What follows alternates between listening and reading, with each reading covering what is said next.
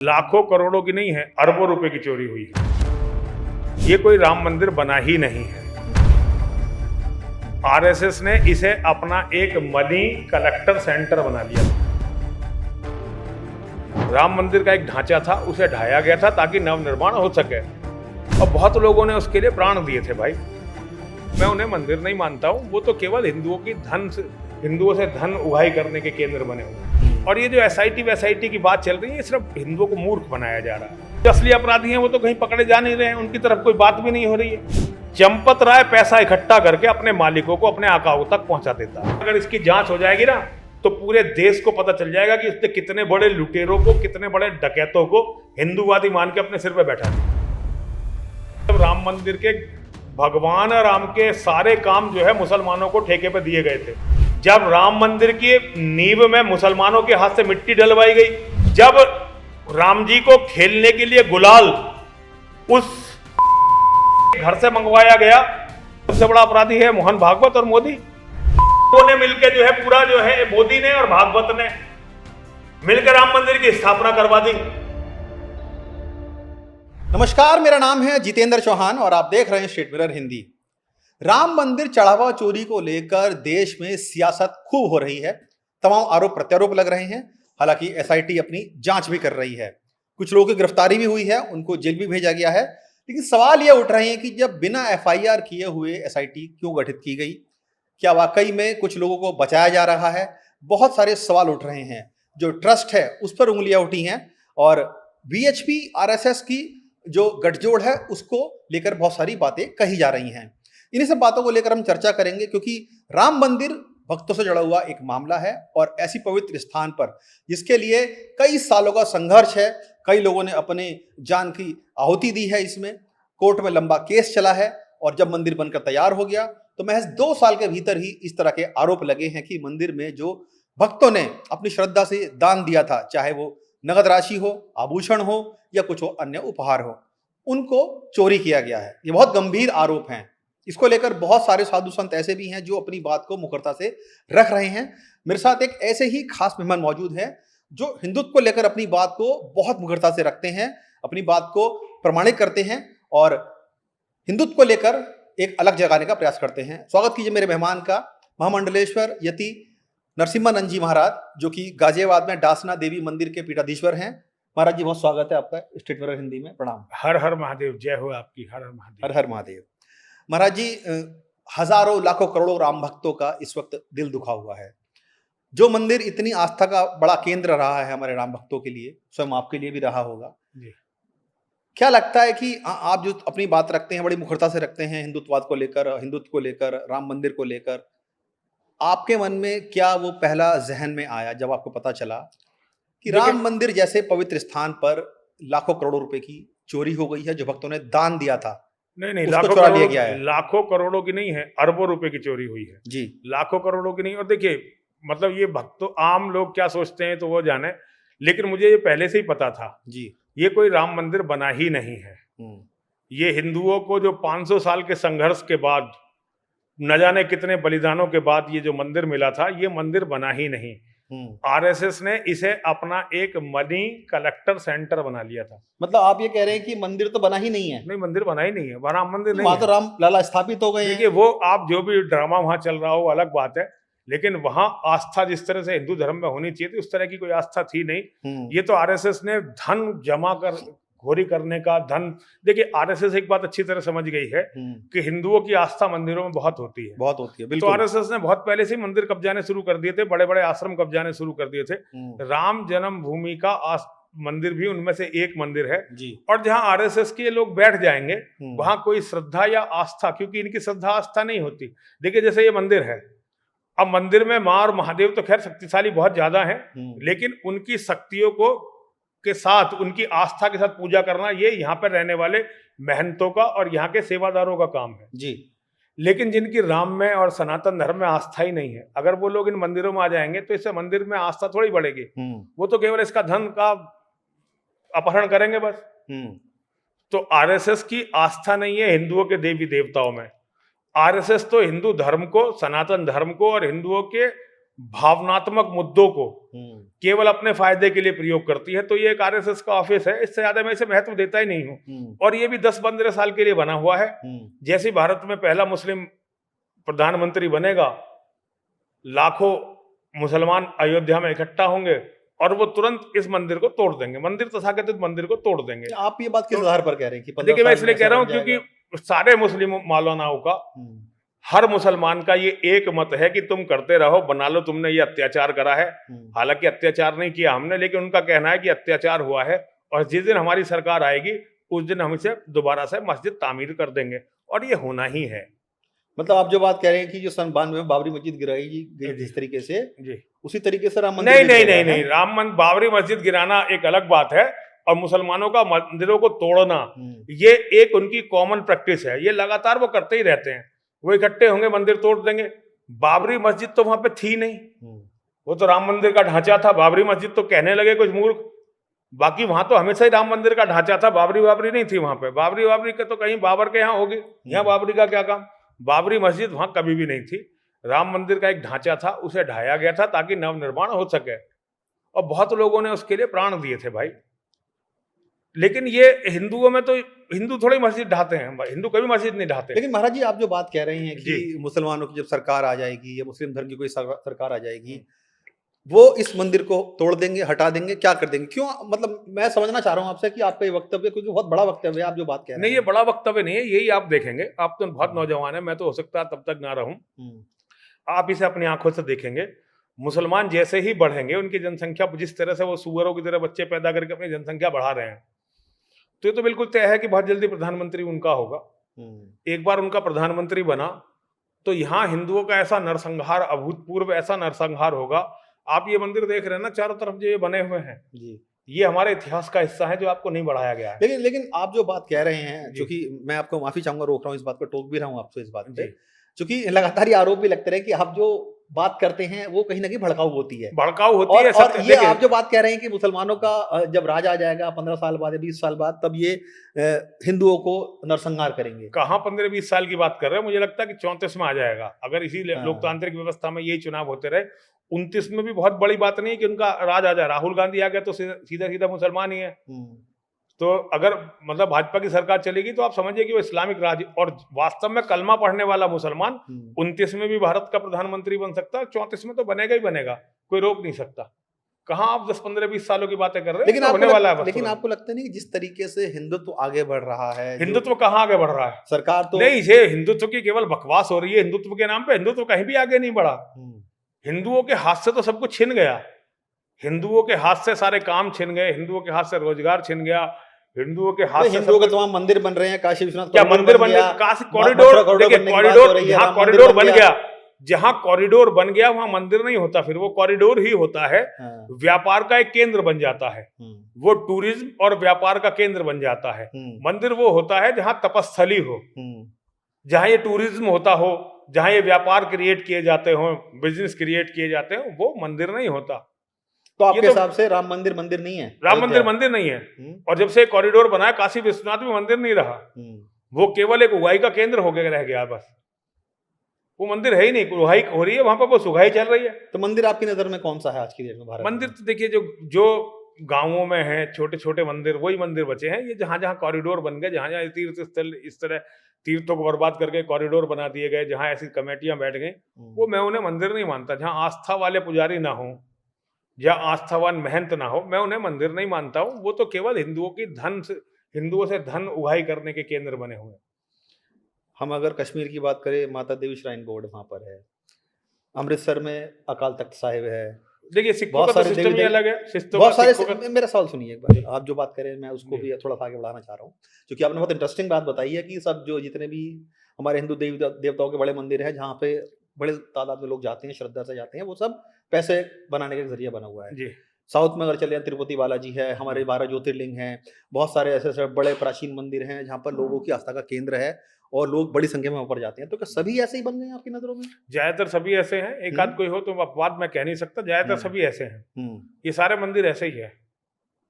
लेकिन आस्था तो लोगों की उनमें बनी हुई है ना। आस्था, हिंदुओं की आस्था, हिंदू तो मूर्ख हैं। जैसे वैष्णो देवी हिंदू जाते हैं, वैष्णो देवी हिंदुओं को जब तक नहीं जाना चाहिए जब तक कश्मीर से मुसलमान खत्म ना हो जाए।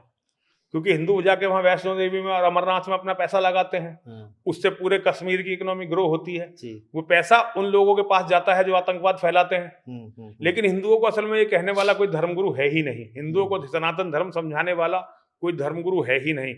आपके धर्म का यदि एक भी पैसा, इवन ए सिंगल पैसा अगर मुसलमान के पास जाता है तो आपके सारे व्रत, आपकी सारी आस्था खत्म हो जाती है। मुसलमान के पास जाना ही नहीं चाहिए आपके धर्म का एक भी पैसा। अगर आपके धर्म का एक भी पैसा मुसलमान के पास चला गया तो फिर आप पाप कमा रहे हैं, धर्म नहीं कमा रहे। क्योंकि हमारा गीता कहती है स्पष्ट, जो धर्म विरुद्ध लोग होते हैं उन्हें दिया गया दान, इसे तामसिक दान कहते हैं जी। और तामसिक दान करने वाले लोग वंश विनाश को प्राप्त होते हैं।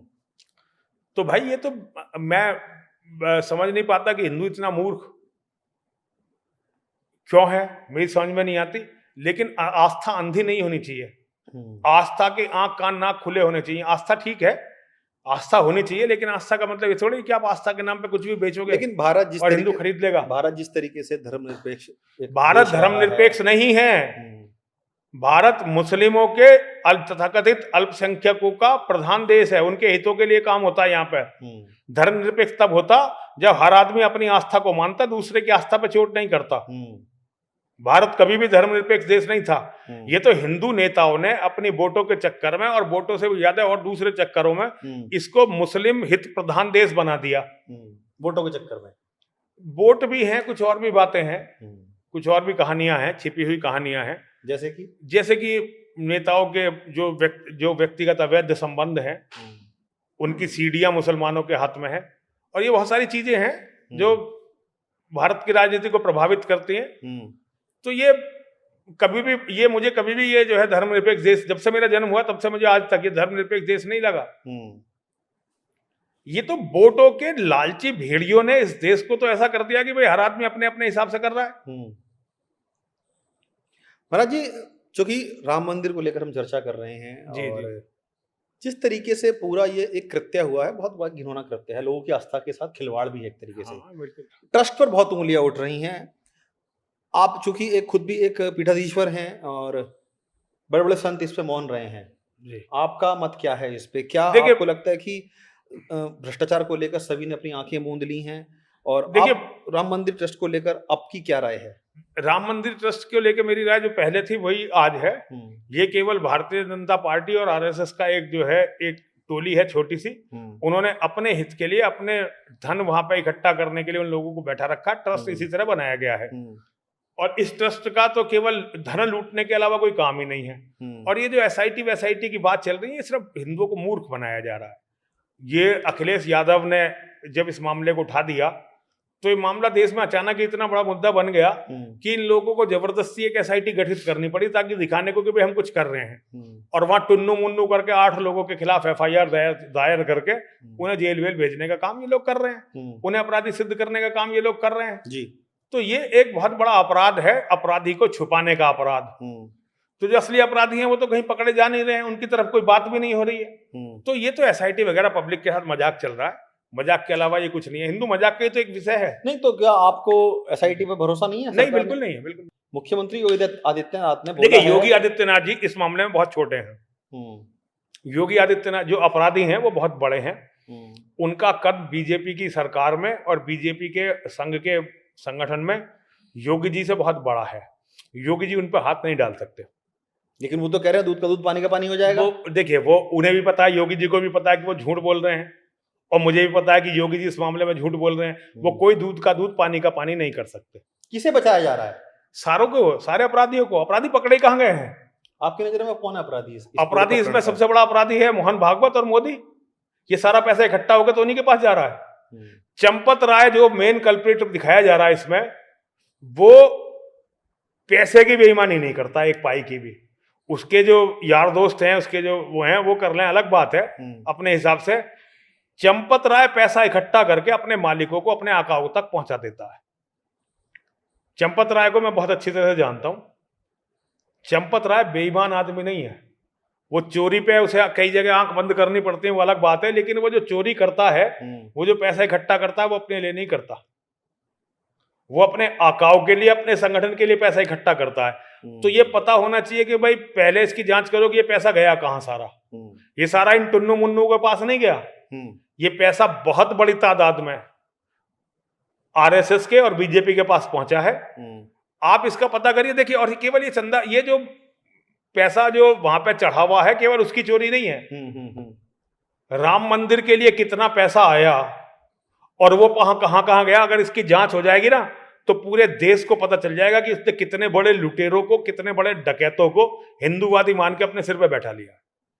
मतलब ये बात कह रहे हैं कि जब से राम मंदिर बनाने की बात शुरू हुई, बिल्कुल बिल्कुल, और ये हुई सन 80 के दशक से, तब से आज तक आरएसएस का, विश्व हिंदू परिषद का पूरा खर्चा, बीजेपी के चुनाव कैंपेनिंग का पूरा खर्चा राम मंदिर आंदोलन से तो इन्होंने क्रिएट करा है, उससे तो इन्होंने बनाया सारा।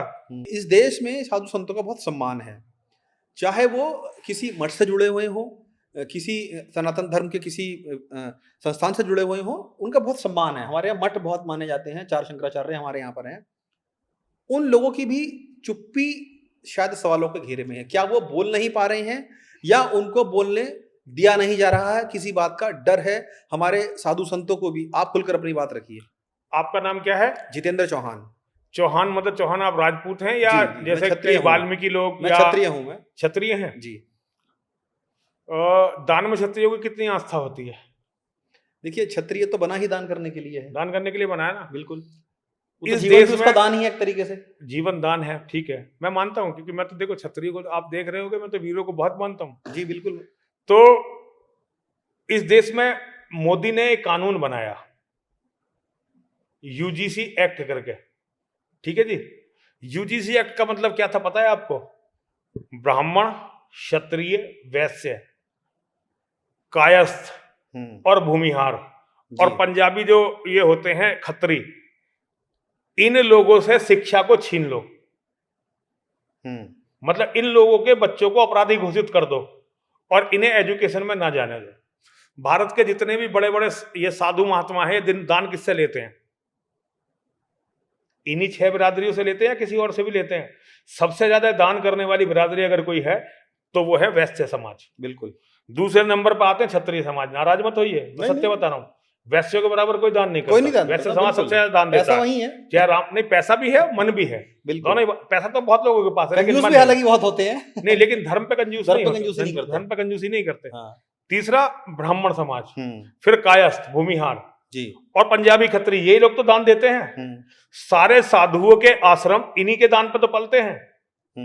इनके नरसंहार की इतनी बड़ी योजना बना दी गई, लेकिन एक भी साधु को आपने इस पे बोलते हुए सुना किसी को? मैं, मेरे जैसे छोटे मोटे लोग, हम तो साधुओं में गिने भी नहीं जाते। देखिए, कानून की अलग बात है, लेकिन नहीं, कानून की अलग बात कैसे है? वो तो सरकार बना रही है। सरकार, ये भी तो सरकार ही करवा रही है भाई। वो सरकार के गुलाम बन चुके हैं। तथाकथित संत समाज ने अपने आप को सरकार का गुलाम बना लिया भाई। किस बात ये? अब ये मुझे, ये तो आप उनसे पूछो भाई, मैं तो नहीं हूं। संतो देखिए, वो शक्ति होती है जो तपस्या से उनको मिलती है। देखिए, तपस्वी नहीं है यहाँ पे कोई साधु संत जो है तपस्वी नहीं है। ये जरूर है कि लोग अपने अपने मठ मंदिरों की, कुछ लोग बहुत अच्छी सेवा कर रहे हैं, बहुत अच्छा काम कर रहे हैं, लेकिन तपस्या तो कोई साधु जो दिखाई दे रहा मुझे करता हुआ दिखाई नहीं दे रहा। तपस्या तो साधु नहीं कर रहे ना, साधना कर रहे हैं। और ज्ञान का स्तर भी उनका बहुत छिछला है। कुछ किताबें उन्होंने जरूर पढ़ रखी हैं, लेकिन भारत में चाहे ना तो किसी शंकराचार्य को आने वाले खतरों का पता है, ना ही किसी दूसरे जगत गुरु को आने वाले खतरों का पता है। जातिवादी व्यवस्थाओं में बंधे हुए ये लोग अपने आप को सरकारों का गुलाम बनाकर बैठ गए। तो इनसे ये उम्मीद करना कि ये धर्म की लड़ाई लड़ेंगे या ये बीजेपी सरकार के खिलाफ बोलेंगे, मुझे नहीं लगता कि ये सत्य है। ये नहीं, ये कभी नहीं बोलेंगे, ये कभी बोलते ही नहीं है। कुछ भी हो जाए इस देश में बोलते ही नहीं है। ये केवल सरकार की वाह वाह करते हैं। कुछ लोग शांत होते हैं, कुछ लोग नहीं कह पाते, वो चुप लगा जाते हैं। लालच रहता है किसी चीज का? नहीं, देखिए, लालच है ये नहीं है, ये तो मैं नहीं कहूंगा। जमीन मिल जाएगी हमको सरकार से, ये मैं नहीं कहूंगा कि क्या कारण है, लेकिन मैंने धर्म के मामले में, हिंदू धर्म के किसी भी मुद्दे पर कश्मीर से हिंदू उजाड़ दिए गए, एक भी साधु को कोई फर्क पड़ा? लेकिन राम मंदिर के नाम पे तो बहुत सारे साधु आए, क्योंकि भारतीय जनता पार्टी, आरएसएस को साधुओं ने अपनी पार्टी माना। लेकिन क्या केवल पार्टियों की मदद करना ही सनातन धर्म है? एक पार्टी की मदद करना ही सनातन धर्म है या सनातन धर्म कुछ और भी है? आज हमारी लाखों बेटियां हर साल लव जिहाद के नाम पे बहुत ही अभूतपूर्व दुर्गति को प्राप्त होती हैं। कोई साधु कुछ बोलता है?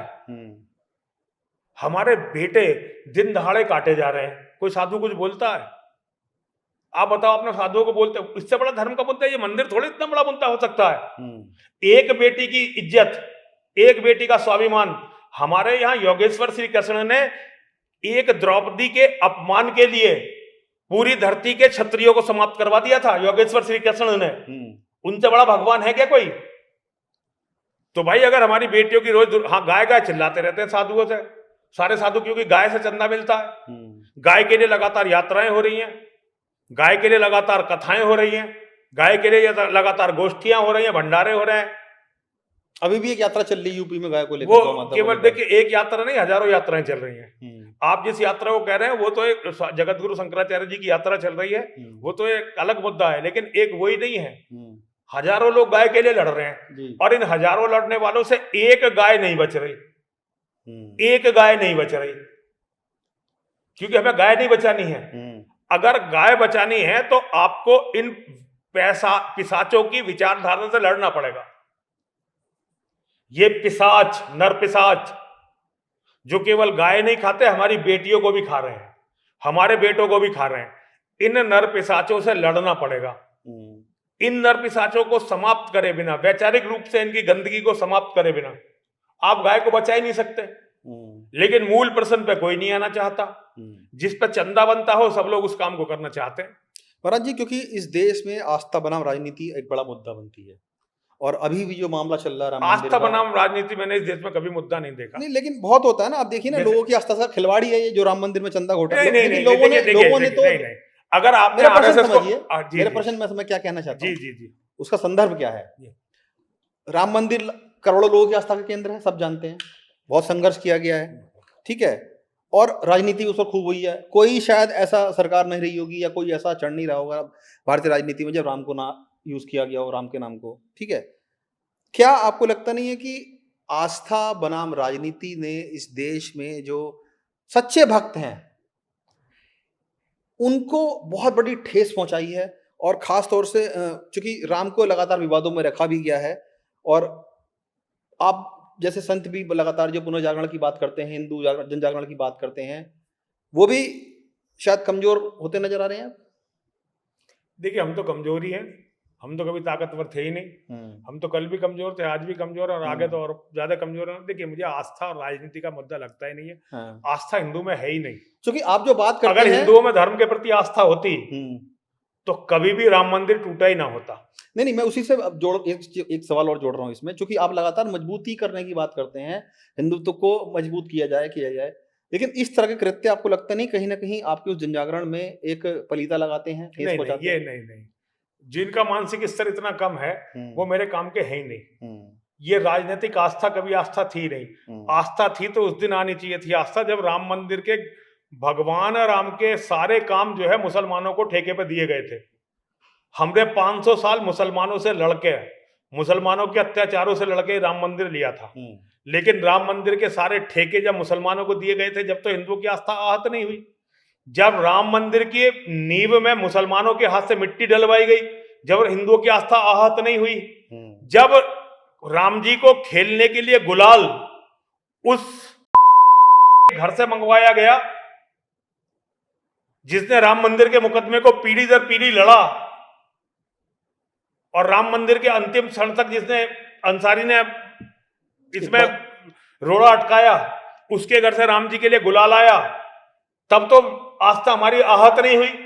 भगवान राम की पोशाक मुसलमानों ने सिल के मुसलमानों से सिलवाई जान पूछ के कमीशन बनाने के लिए, तब आपकी आस्था आहत नहीं हुई। तो पैसे की चोरी पे आहत हो गई आस्था। तो आपकी आस्था तो पैसे में है, भगवान में कहां आस्था है? जहां मुसलमान का एक भी हाथ लग गया फिर वो मंदिर नहीं रहते। और अगर गलती से लगवाना पड़ भी जाए, मान लो कि मूर्तिकार कोई हिंदू था ही नहीं या गुलाल बनाने वाला कोई हिंदू है ही नहीं, तो फिर उसकी शुद्धि का भी प्रोसीजर होता है। 2 रणुओं ने मिलकर जो है पूरा जो है मोदी ने और भागवत ने मिलकर राम मंदिर की स्थापना करवा दी, प्राण प्रतिष्ठा करवा दी। जब आपकी भावना आहत नहीं हुई, पैसे पे भावना आहत हो गई, चोरी पे, जब तुम चोरों को बैठा के वहां बैठे हुए हो, राजनीति के दलाल तुमने बैठाए, और अब पैसे चोरी होने पर तुम्हारी भावना आहत हो रही है, तो भाई हिंदुओं की भावनाएं तो आहत होंगी। फिर हिंदुओं का भगवान फिर राम है या पैसा है? राम के अपमान पे तुम्हारी कहीं भावना आहत नहीं हुई, राम भक्तों के अपमान पे तुम्हारी कहीं भावना आहत नहीं हुई, पैसे की चोरी पे भावना आहत हो गई। तो भाई ऐसी भावना को तो भैया आहत होना ही होना है, जो केवल पैसे से ही बंधी है। भगवान राम के मंदिर के साथ साथ वहां म्यूजियम बनना था, संग्रहालय बनना था इस पूरे संघर्ष का जी, और वहां राम भक्तों का, जिन्होंने इसके लिए जान दी, उनका सबका स्थान बनना था। वो तो तुमने बनाया नहीं, शायद बन जाए आगे चल के। अरे आगे चल के शुरू से बनना था भाई, आगे चल के अब तो इसमें गू बिखेरा जाएगा। और राम मंदिर में जब बच जाएगा तुम भी देख लेना जाके। क्या क्या हिंदू आज की तारीख में, ये हिंदू की आस्था नहीं है, ये हिंदू का पाखंड है। अगर आस्था केवल पैसों में है तो फिर भाई मैं इसे आस्था नहीं मानता, फिर ये पाखंड है। आस्था भगवान में होना चाहिए।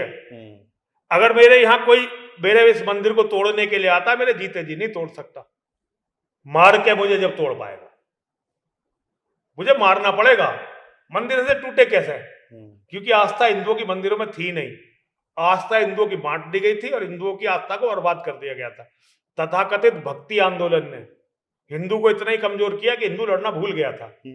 भगवान राम में इतनी, अपने भगवान में इतनी आस्था होनी चाहिए कि एक मंदिर टूटने से पहले 100 करोड़ हिंदू लड़ मरे। लेकिन ये तो मैं कहीं नहीं देखता।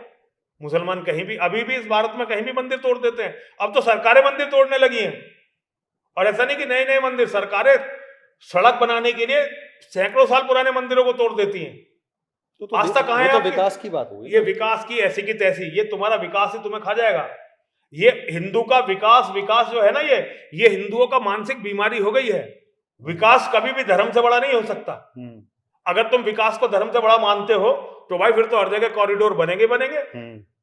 लेकिन ये कॉरिडोर तुम्हारा भगवान का कॉरिडोर नहीं है। ये तुम्हारे लिए, जैसे पैसे को तुमने भगवान बना लिया, ये उसके पैसे के कॉरिडोर है। ये तुम्हें और तुम्हारे पूरे वंश को विनाश की ओर लेके जाएंगे, क्योंकि ये धर्म नहीं है, ये सारा का सारा अधर्म है। क्या महाराज जी, हिंदू जागृति या फिर हिंदू इस्तेमाल, आप हमेशा कहते हैं कि हिंदू सो रहा है, उसे जगाना होगा, मर सा गया है, उसे जगाना होगा, तो जाग जाता। लेकिन राम मंदिर चंदे को लेकर जो राजनीति हो रही है, क्यों ऐसा लगता है कि हिंदुओं की भावनाओं को सिर्फ चुनाव जीतने या चंदा इकट्ठा करने के लिए यूज किया जा रहा है? इसमें राजनीति, मुझे तो कहीं राजनीति इसमें दिखाई नहीं दी भाई। जिन लोगों ने अगर किसी ने चोरी होते देखा, चाहे वो हमारा दुश्मन है चाहे कुछ भी, अगर वो कह रहा है कि हाँ चोरी हो रही है, तो इसमें गलत बात क्या है? अगर राम मंदिर में चोरी हो रही है तो इसमें गलत बात क्या है कि अगर कोई इसे बता रहा है? इसमें क्या राजनीति होगी? आप इसे राजनीति की तरफ से क्यों देखते हैं? आप इसमें उन लोगों को धन्यवाद दीजिए कि उन्होंने राम मंदिर की चोरी की तरफ हमारा जो है ध्यान दिलवाया, वरना हिंदू को पता ही नहीं चलता। मतलब ये ठीक हुआ भाई, जो हाँ ठीक हुआ, होना चाहिए था, पता चलना चाहिए था हिंदुओं को कि तुम्हारे जो तुमने अपने बाप बना के बैठा रखे हैं, ये वास्तव में तुम्हारे बाप नहीं है। ये तो तुम्हारा पैसा नोचने के लिए, तुम्हारी औरतों को नोचने के लिए ये बहरूपिये बैठे हुए हैं हिंदूवादी बन के। ये तो अच्छा किया, मैं अखिलेश यादव जी का धन्यवाद देता हूं, उनके कारण ये मामला, वरना है तो चोर अभी भी बेशर्मी से सारे मामले जिन्होंने छिपा दिए, अभी भी पूरी बेशर्मी से असली चोरों को बचा दिया, जिन पे पैसा जा रहा था उन्हें बचा दिया। केवल छोटे मोटे बच्चे, उनको बलि का बकरा बना दिया। अगर ये लोग सामने ना उठाते मामले, तो आता ही नहीं। भाई चंपत राय इतना सुअर की तरह उसने व्यवहार किया, जब चोरी खुल गई, पकड़े गए, एसआईटी बन गए, तब भी उसने बयान दिया कि अभी हमारी नजर में ऐसी कोई बात नहीं आई है जिसपे ध्यान दिया जाए। इतनी बड़ी चोरी पे चंपत राय ने बयान दिया। इस चंपत राय के बयान पे बात नहीं हो रही। जो लोग बता रहे हैं कि इसमें चोरी हो रही है, अब उनके बारे में आपके जी ये तो राम विरोधी हैं, ये तो राम के दुश्मन। अरे दुश्मन है चाहे कुछ भी है, अगर कहीं चोरी होते देख रहे हैं, उन्होंने कह दिया, तो तुम इसमें चिढ़ क्यों रहे हो? इसका मतलब चोर की दाढ़ी में तिनका है भाई, या पूरी दाढ़ी काली है, या पूरी दाढ़ी तिनकों से भरी हुई है? यहां तो पूरी दाढ़ी तिनकों से भरी हुई है। लोग चिढ़ रहे हैं इस बात पे कि दूसरे लोग तुम्हें चोरी की तरफ ध्यान दिलवा रहे हैं, जबकि हमें, अगर हम वास्तव में हिंदू हैं और हमें राम मंदिर से कोई लगाव है, धर्म से कोई लगाव है, तो हमें तो उन लोगों का धन्यवाद देना चाहिए कि उन्होंने जब जब पूरे प्रकरण सामने आया तो चंपत राय जी का एक बयान भी आया था कि हम समय समय पर जो मंदिर में चाहे दान आता हो या कोई अन्य चीजें होती हैं उसका ऑडिट होता रहता है। जी बहुत जी हल्के में वो शायद हल्के में, मैं वही तो कह रहा हूँ, चंपत राय आखिर दम तक कोशिश करता रहा कि उन लोगों को सबको बचा दे।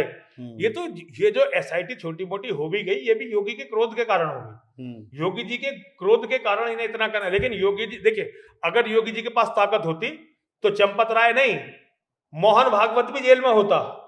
लेकिन योगी जी छोटे से सीएम ही तो है, मुख्यमंत्री तो हैं, वो इन मगरमच्छों से टक्कर नहीं दे सकते। चूंकि हम मंदिर को लेकर बात कर रहे हैं महाराज जी, भगवान राम मर्यादा पुरुषोत्तम कहा जाते थे, ठीक है, सब लोग उनकी बात को बोलते थे कि हाँ आज्ञाकारी है, सब कुछ है। शत्रु ने भी उनसे मर्यादा को सीखा है, मर्यादा की बात हुई कि राम जी मर्यादा पुरुषोत्तम ही है वाकई में। लेकिन आप महंत होकर जिस तरह से बातों को करते हैं, जो आपकी शब्दावली रहती है, बहुत आक्रामकता रहती है, उसमें गुस्सा रहता है, क्या आपको लगता नहीं कि एक संत होते हुए आपको इस तरह की भाषा का प्रयोग करना चाहिए? देखो भाई, मैं भगवान राम नहीं हो सकता। नहीं, भगवान राम तो कोई नहीं हो सकता, देखिए। लेकिन आपने कभी लक्ष्मण जी की शब्दावली को सुना है? लक्ष्मण जी तो भाई थे, सगे भाई थे, उनकी शब्दावली को सुना है? भगवान श्री कृष्ण तो योगेश्वर थे, उनके साथ जो बलराम जी रहते थे, आपने उनकी शब्दावली को सुना है? वो कितनी जल्दी लोगों को मारने के लिए तैयार हो जाते थे। लक्ष्मण जी को जब ये पता चला कि भरत आ रहे हैं, भरत जिन पे भगवान को इतना भरोसा था, उन्होंने कहा अभी से जान से मारूंगा, भाई राम नहीं बन सकता मैं। और ये कहना कि संत शांत होते हैं, तो भगवान परशुराम क्या संत नहीं थे? या दुर्वासा मुनि संत नहीं थे? हमारे यहाँ विश्वामित्र जी संत नहीं थे? लेकिन आज के समय में जो भाषा प्रासंगिक नहीं मानी जाती है, प्रासंगिक कैसे नहीं मानी जाती? नहीं, आप इसे कैसे अगर लोग सत्य नहीं बोल रहे तो ये तो उनकी गलती है। आप सत्य संत, हाँ मैं सत्य बोल रहा हूँ, आप मेरी एक बात को कहीं भी झूठी सिद्ध कर देना। देखिए, ना तो मैं सिद्ध करने के लिए बैठा हूं, ना मेरा उतना नहीं, तो आप मेरे जितनी बातें मैं आज तक बोलता रहा हूं। मैं देखिए, राम मंदिर मेरा विषय नहीं है। जी। मैं राम मंदिर पर कभी नहीं बोलता था। राम मंदिर मेरा, लेकिन इस बार आत्मा कचोट गई आपकी। आत्मा थोड़ी मेरी दुखी, वैसे मेरी आत्मा इतनी दुखी नहीं हुई। मेरे से तो पत्रकारों ने जब पूछा, मेरा अपना कोई बयान राम मंदिर पे आप नहीं देखोगे। नहीं, एक अच्छी तरह पता है राम मंदिर आस्था के नहीं, मैं अपना काम कर, देखिए मेरा काम है इस्लाम के जिहाद से लड़ना, और धरती से, केवल भारत से नहीं। एक तो मैं भारत माता को नहीं मानता, भारत माता मेरी भारत माता नहीं है, मेरी धरती पूरी माता है मेरी। मैं तो पूरी धरती को, सनातन धर्म के लिए पूरी धरती माता होनी चाहिए। सनातन धर्म आप ऐसा मानते हैं? मैं ऐसा नहीं मानता, मेरा धर्म ऐसा मानता है। माता चाहे पार्वती देवी, पिता देवो महेश्वरा, बांधवा से भक्ताश्च स्वदेशो भुवंत्रियम। देवादिदेव भगवान महादेव शिव हमारे पिता हैं, जगत जननी माँ पार्वती हमारी माता है, दुनिया के तीनों लोग हमारा अपना घर है। और हम जितने भी शिव भक्त हैं, कोई जाति का भेद नहीं, कोई रंग का भेद नहीं, कोई भाषा का भेद नहीं, हम सारे भाई बहन हैं, बंधु बांधव। इसलिए पूरा विश्व एक है, वसुदेव कुटुंबकम। वसुदेव कुटुंबकम, पूरा देश हमारा था। ये तो जहां जहां हम कमजोर होते गए, हमने अधर्म के सामने अपनी गर्दन झुका दी, वहां वहां हमने अपनी गर्दनें कटवा ली, हम भाग गए, जैसे मक्केश्वर महादेव से भागे। तो भाई मेरा काम ये मैं तो इस्लाम के बारे में लोगों को बताता हूँ। राम जन्मभूमि नहीं, मैंने आपने मुझे कभी भ्रष्टाचार पे बोलते हुए सुना होगा। ये तो जब कोई पत्रकार पूछने लगते हैं आपके जैसे, तो मैं स्टेटमेंट दे देता हूँ अपनी तरफ से। अगर आप मेरे स्टेटमेंट देखेंगे, इस बार जब यूजीसी का मैटर आया था, तो मेरे कुछ साथी उस पर लड़ने लगे। और मेरा एक नियम है, भगवान के बाद, मेरी माँ के बाद और मेरे महादेव के बाद अगर धरती पे कुछ है तो मेरे साथी हैं। मेरे लिए मेरे जो अपने बच्चे हैं, मेरे साथी हैं, मेरे शिष्य हैं, मेरे मित्र हैं, वो मेरे लिए सबसे महत्वपूर्ण है। मैं उन्हीं की वजह से जीवित हूँ। तो माँ और महादेव के बाद मेरे मित्र, मेरे साथी, मेरे अपने, मेरे लिए सब कुछ है। उनके लिए मुझे जो भी कुछ करना पड़ता तो मैं करूंगा। तो यूजीसी पे मैं सरकार से लड़ गया। बाकी मैं इन मुद्दों पे बात नहीं करता। मैं केवल, मेरे लिए इस्लाम के जिहाद पे मैंने 30 साल लगा दिए, एक भी किसी मुसलमान का बाल नहीं उखाड़ पाया मैं। 30 साल देने के बाद एक भी मुसलमान का बाल नहीं उखाड़ पाया मैं, और तो मैं करूंगा क्या? ये तो क्या चाहते हैं आप, इस्लाम धर्म खत्म कर दिया? खत्म होगा ही होगा। इस्लाम की उम्र 50 साल है, इस्लाम को तो खत्म होना ही होना। 15 साल बाद तो आप कह रहे हैं कि 10 साल बाद भारत में प्रधानमंत्री बन जाएगा। सुनिए, तो जरूरी थोड़ी है कि भारत में भी इस्लाम खत्म होगा। ईसाइयों के और यहूदियों के एटम बम पूरी दुनिया से इस्लाम को खत्म करेंगे। भारत तो तबाह होना ही होना है। भारत ने अगर इस्लाम को खत्म नहीं किया तो हम पूरी दुनिया के ईसाइयों और यहूदियों के निशाने पर होंगे। क्यों ऐसा लगता है आपको? ऐसा लगता नहीं, ऐसा है, क्योंकि भारत इस्लाम के जिहाद का सबसे बड़ा केंद्र बनने वाला है। इस्लामिक भारत जो होगा दुनिया के लिए सबसे खतरनाक जगह होगी।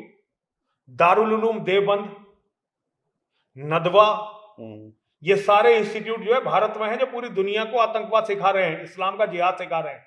इसीलिए ये तबलीगी जमात, ये भारत की पैदाइश है, जिसने 35 देश इस्लामिक कर दिए, जिसने बोको हराम, ISIS जैसे संगठनों को जन्म दिया है। असली जो है इस्लाम के आतंकवाद की इस समय जो माँ है ना, वो तबलीगी जमात है पूरी दुनिया में, और दारुल उलूम देवबंद है। तो भारत तो इस्लाम के जिहाद का सबसे बड़ा केंद्र होगा और पूरी दुनिया के निशाने पर होगा। शायद यही बात है कि आप की जो आक्रामकता है वो नजर भी आती है, और लगातार अगर आप सत्य आप सत्य को देखिए, मैं आपको इससे पूरे तथ्य गिना सकता हूँ। सबका अपना तरीका हो सकता है कहने का, मैं उसी को जोड़ रहा हूँ। आप जो बात कह रहे हैं वो ठीक, आपके नजरिए से ठीक हो सकती है। आप जो युवा है हमारे देश के, उनको आप हथियार उठाने की बात भी करते हैं, जनसंख्या बढ़ाने की बात भी करते हैं, और कानून से ऊपर उठकर आगे बढ़ने की मैं केवल उनसे अपने परिवार को बचाने की बात करता हूँ। मैं तुमसे भी कहूंगा, अगर तुम्हारे जीते जी तुम्हारे परिवार के लोग मार दिए गए, संविधान के होते हुए भी, संविधान तो इस देश में कूड़ा है। कश्मीर में इतने लोग मारे गए, क्या संविधान ने बचा दिए? हमारी रोज बहन बेटी बर्बाद हो रही है, क्या संविधान ने बचा दी? इस संविधान ने एक भी हिंदू की आज तक रक्षा करी हो तो मुझे दिखा दो ना, कि भाई संविधान ने एक हिंदू को मुसलमानों से बचा दिया। इस देश की आधे से ज्यादा फौज कश्मीर में पड़ी हुई थी। सारे ब्राह्मण मारे गए ना, सारे हिंदू वहां मारे गए ना। पंजाब में जब आतंकवाद का दौर था तो इस संविधान ने कितने हिंदू बचा दिए थे?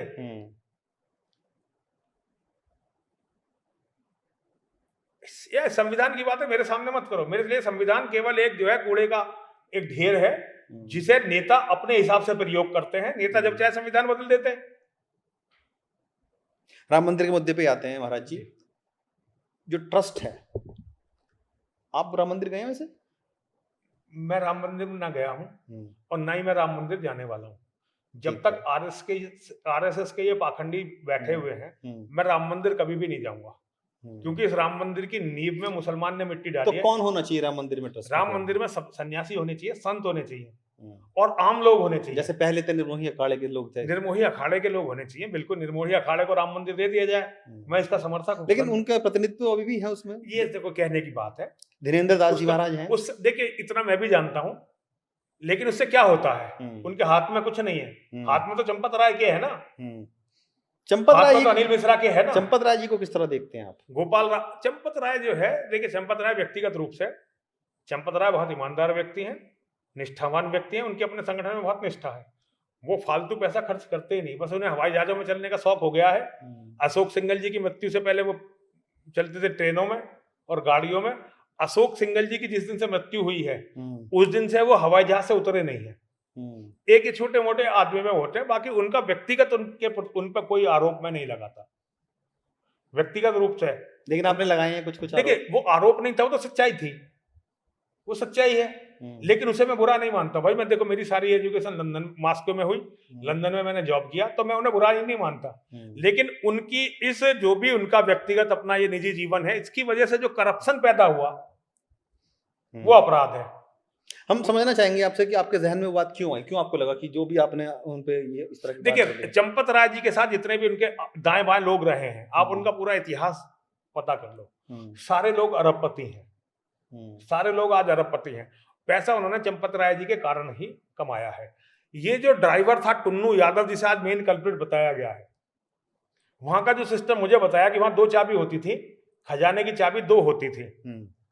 ठीक है जी, एक जो है ट्रस्ट के पास और एक जो है वहां पे जो बैंक है उसके पास होती थी।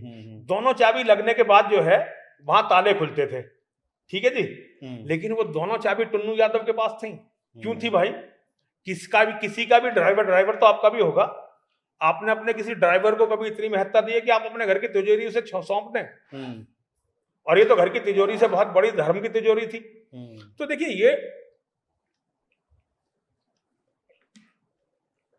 ये मैं आपको गारंटी दे रहा हूं, एक भी पैसा चंपत राय जी ने अपने काम में नहीं लिया होगा। इतना मुझे पूरा विश्वास है उन पे, मैं इतना उन्हें जानता हूं। ये विश्वास है आपका? हाँ, ये मेरा विश्वास है। लेकिन उन्होंने सारा पैसा चोरी करवा के अपने संगठन में जो उनके आका हैं उनके पास पहुंचवाया, ये मैं जानता हूं अच्छी तरह से। व्यक्तिगत उन्होंने प्रयोग नहीं किया। चंपत राय जी का अगर आप व्यक्तिगत जीवन देखेंगे तो लगभग तपस्वियों जैसा जीवन है जी।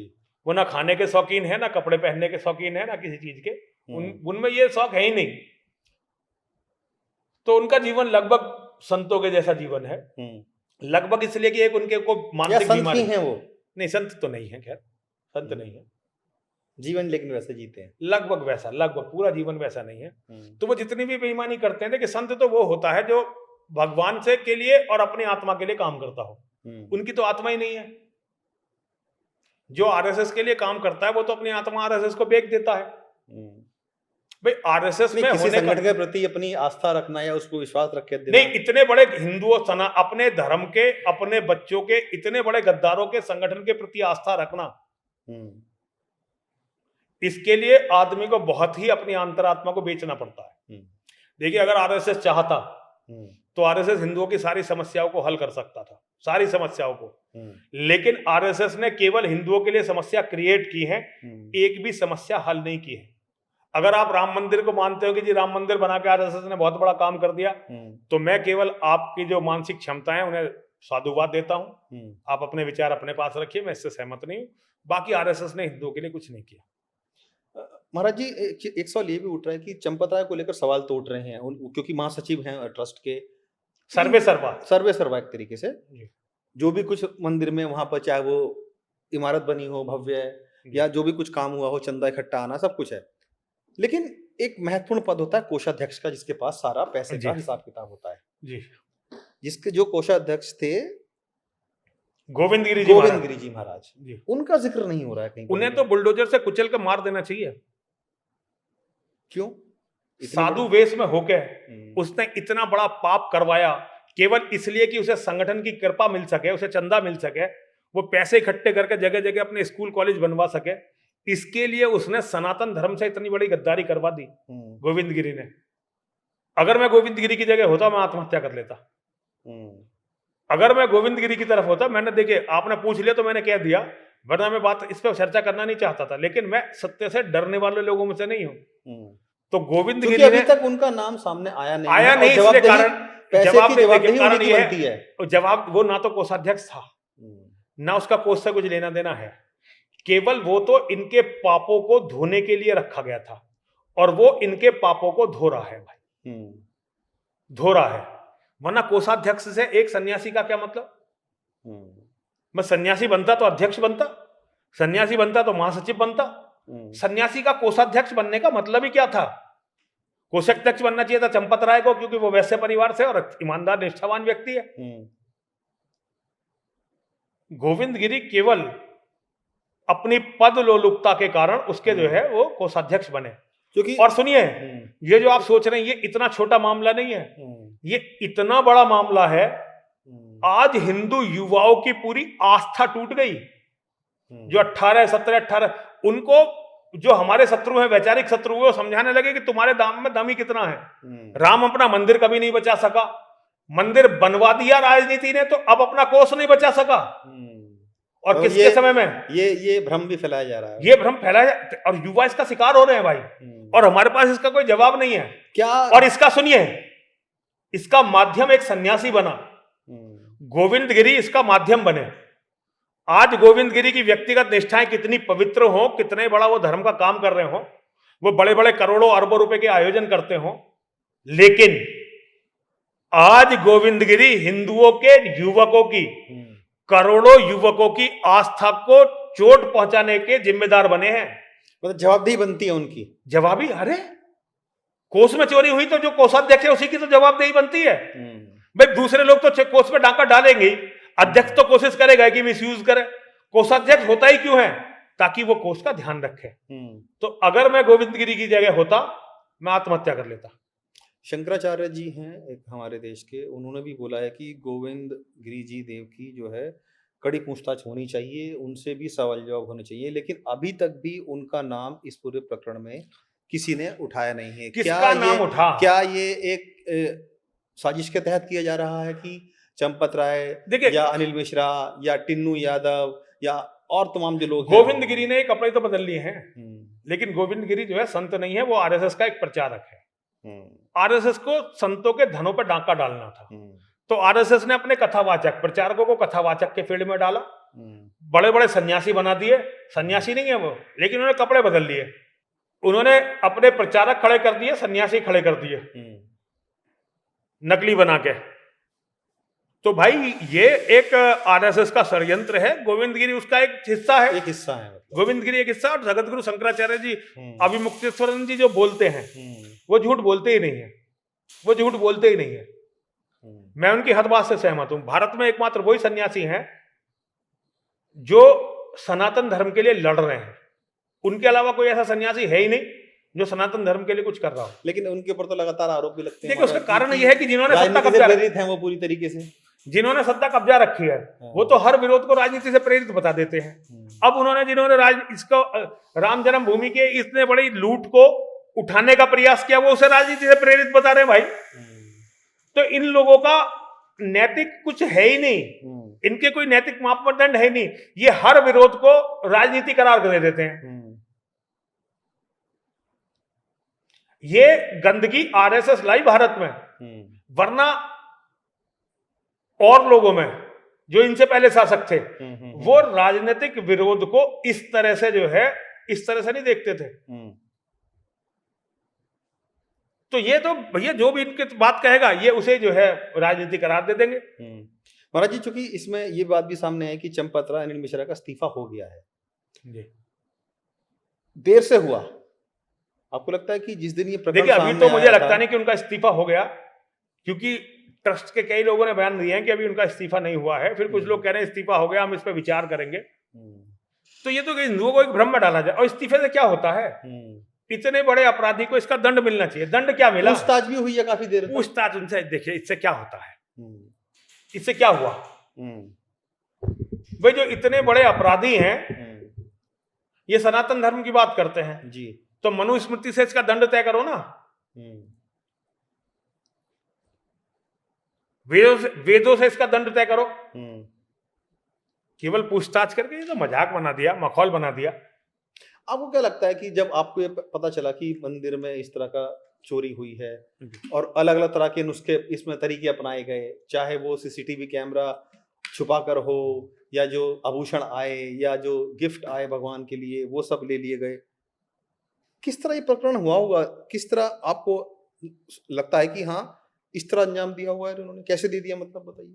देखिए आप आरएसएस को जानते नहीं, ये मेरे गुरुजी हैं जिनकी प्रतिमा लगी हुई है, इनका नाम है बीएल शर्मा प्रेम सिंह शेर, बैकुंठ लाल शर्मा प्रेम सिंह शेर। और जिनसे मैंने संन्यास लिया था मेरे गुरुजी थे स्वामी ब्रह्मानंद सरस्वती जी। ये दोनों व्यक्ति राम मंदिर की नींव की ईंट रहे हैं इस पूरे आंदोलन की। इन चोरों ने, इन हत्यारों ने कभी इन्हें पूछा भी नहीं है। आप लोग आरएसएस से जुड़े नहीं है तो आपको इन बातों पर ताज्जुब हो रहा है। मैंने आरएसएस को अपनी पूरी जवानी दी है, मैं आरएसएस की पूरी कार्य पद्धति को जानता हूं। वो चोरी इतनी सफाई से करते हैं तो पता नहीं कैसे वो फंस गए, वरना वो चोरी इतनी सफाई से करते हैं कि वो कभी पकड़े ही नहीं जाते, क्योंकि उनका सब इंटरनल सिस्टम बहुत मजबूत है। तो आप आरएसएस को जब तक नहीं समझेंगे आप ये समझ ही नहीं पाएंगे कि इन्होंने करा क्या है। तो आप आरएसएस को जब तक समझ नहीं पाएंगे आप समझ ही नहीं पाएंगे। मैं तो जानता ही था इसमें चोरी हो रही है, तो मुझे कोई ताज्जुब नहीं हुआ, कोई आश्चर्य मुझे हुआ ही नहीं।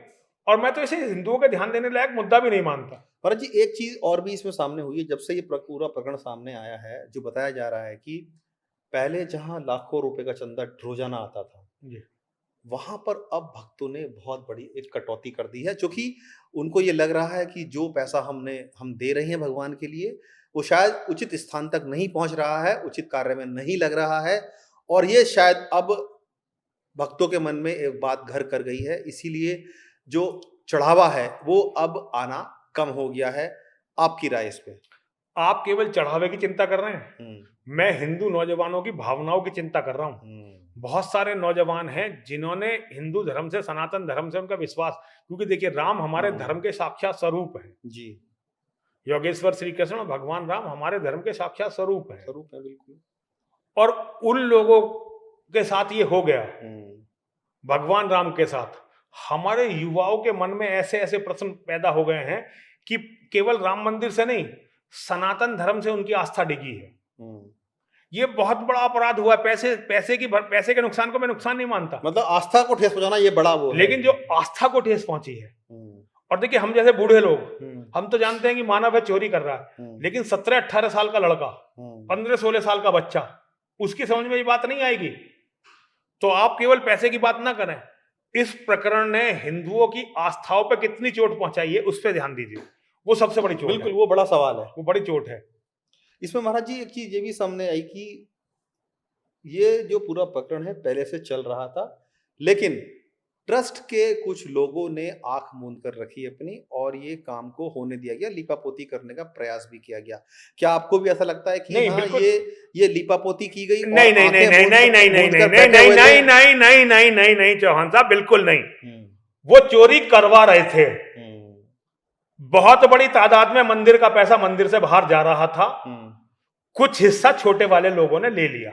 जब चोरी होगी तो बहती गंगा में सब हाथ धो लेते हैं। जी बिल्कुल। आप जिस तरह से इसे प्रस्तुत किया जा रहा है, ये तो सत्य है ही नहीं।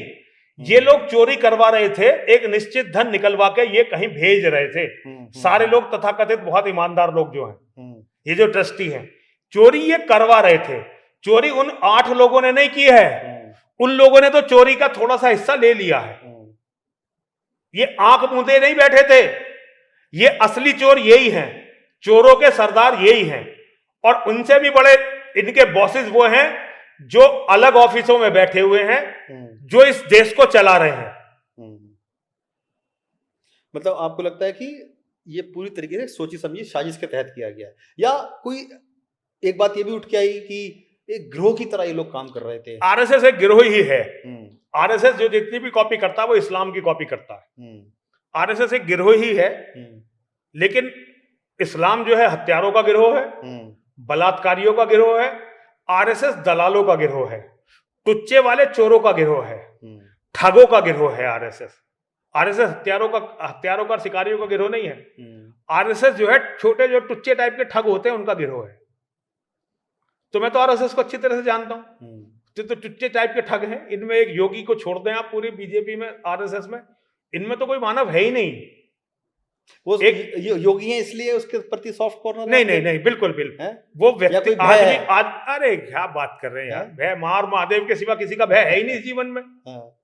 अगर मुझे लगता है योगी सॉफ्ट कॉर्नर है आपका योगी? नहीं, मैं भारत में एक ही नेता को सम्मान के योग्य मानता हूं। देखिए, मेरा जीवन का सिद्धांत है, जो मेरे दुश्मन को अपना दुश्मन मानता मैं उसे अपना मानता हूं। और मेरा दुश्मन जो पहले नंबर का वो है मोहम्मद, कुरान और इस्लाम। दुनिया में जो भी मोहम्मद को, कुरान को और इस्लाम को अपना मानता है, उसको मैं अपना शत्रु मानता हूं। और जो इन्हें मानने वालों को अपना मानता है उसे मैं अपना शत्रु मानता हूं। और दुनिया में जो भी मोहम्मद से, कुरान से और इस्लाम से नफरत करता है वो मेरा भाई है।